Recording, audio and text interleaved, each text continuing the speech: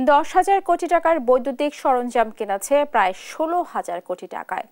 সরকারি প্রকল্পে এমন ভয়াবহ লুটপাট করেছে খোদ Dhaka power distribution company DPDC.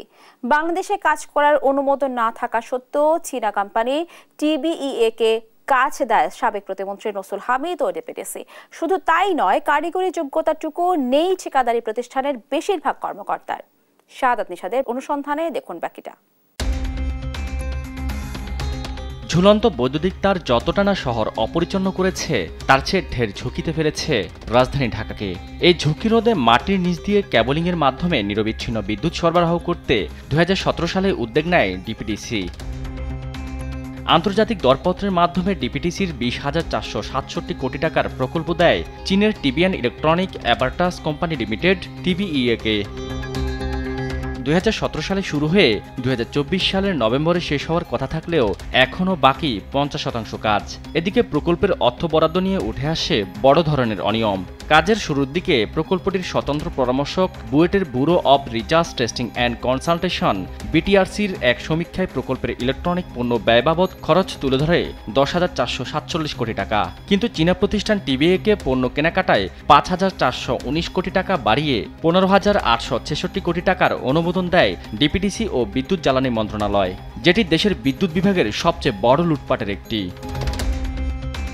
বিটিআরসির দায়িত্বে থাকা একজনের সাথে কথা বলে দেশ টিভিকে তিনি বলেন, ব্যয় সংকোচনের তথ্য তুলে ধরার পর থেকেই তাদের সাথে যোগাযোগ বন্ধ করে দেয় ডিপিডিসি। একই সাথে সাবস্টেশনের কোনো নকশাই মানা হয়নি বুয়েটের। এটা দায়িত্ব আসলে ডিপিডিসিকে এটাকে এনশিওর করা উচিত ছিল। আগে লুকগুলি থাকতে হবে, আবার এখানে বুয়েট থাকবে কি থাকবে না, নতুবা তা বুয়েটকে লাগলো কেন। It's a kind of umpiring, তাই তো? কাজটা ঠিকমতো হচ্ছে কিনা, তাই না? তো এটা আমি বলবো ডিপিডিসিরই কাজ। এইটা চাইনিজরা তারা ইচ্ছা মতো কি সেটা করতে পারে কিনা, পারার কথা না, তারা অ্যালাউ করছে একটা সময়।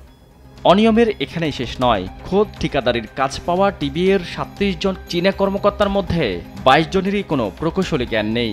এছাড়া ঠিকাদারি প্রতিষ্ঠান টিবিএর প্রকল্প ব্যবস্থাপকের যেখানে কাজ করতে হলে প্রকৌশলীগত জ্ঞান বা কারিগরি যোগ্যতা থাকা বাধ্যতামূলক, সেখানে প্রকল্প ব্যবস্থাপক শাওজির কারিগরি জ্ঞান শূন্য।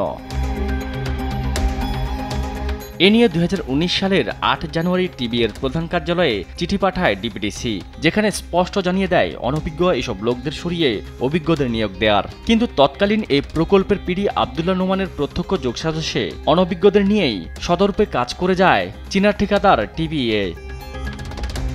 অভিযোগ ওঠে সে সময়ের বিদ্যুৎ প্রতিমন্ত্রী নসরুল হামিদ বিপু ও প্রকল্পের পিডি আব্দুল্লাহ নোমানকে মোটা অঙ্কের টাকা ম্যানেজ করেই কাজ করে যায় টিবিএ।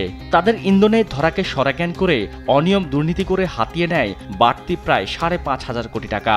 বিদ্যুতের বড় এই প্রকল্পের মহা দুর্নীতি ঢাকতে তখনকার প্রকল্পের পিডি আব্দুল্লাহ নোমানকে প্রমোশন দিয়ে বানানো হয় ডিপিডিসির ব্যবস্থাপনা পরিচালক। দুর্নীতির সহযোগী ডিরেক্টর ইঞ্জিনিয়ার মোর্শেদ আলমও। প্রতারণার এখানে শেষ নয়। চীনা এসব কর্মকর্তার কারোই নেই ওয়ার্ক পারমিট। বিনা ওয়ার্ক পারমিটেই সরকারকে রাজস্ব ফাঁকি দিয়ে কাজ করে যাচ্ছে এসব কর্মকর্তা। ভয়াবহ তথ্য হচ্ছে, 20,000 কোটি টাকার এত বড় প্রকল্পের অফিস কাকরাইলের একটি বেসরকারি হাসপাতালের ছোট্ট এক কক্ষে, যেখানে কোনো অফিসই করে না চীনা নাগরিকরা। অন্যদিকে টিবিইএর অফিস হিসেবে ওয়েবসাইটে গুলশান 1-এর এই বাসার ঠিকানা দেওয়া থাকলেও মূলত এখানে বসবাস করে তারা। বিদ্যুৎ উপদেষ্টা বরাবর এক অভিযোগে দেখা যায় আবাসিক এই ভবনকে বাণিজ্যিক হিসেবে ব্যবহার করছে তারা, অথচ বিদ্যুৎ বিল দিচ্ছে আবাসিক হিসেবে। অন্যদিকে যোগ্যতা এবং ওয়ার্ক পারমিট না থাকার সত্ত্বেও কিভাবে কাজ করছেন এমন প্রশ্নের উত্তরে প্রকল্পের ব্যবস্থাপক শাওজির সাথে কথা বলতে চাইলে কয়েক দফায় চেষ্টা করেও সম্ভব হয়নি।